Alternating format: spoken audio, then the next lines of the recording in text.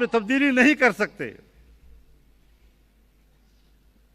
ہاں البتہ یہ عبادات ہیں، اور عبادت خلافت کے لیے کرائیٹیریا ہے۔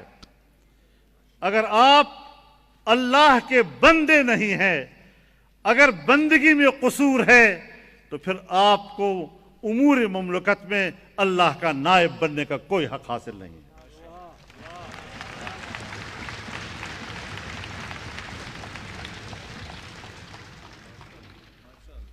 تو بنیادی چیز یہی ہے کہ اولین چیز اللہ کی عبدیت ہے، اور یہی عبدیت معیار ہے، استعداد اور صلاحیت ہے کہ آپ کو اللہ کا نائب اور خلیفہ دنیا میں بنا دے۔ تو خلافت امر اجتماعی ہے، لیکن نظام مملکت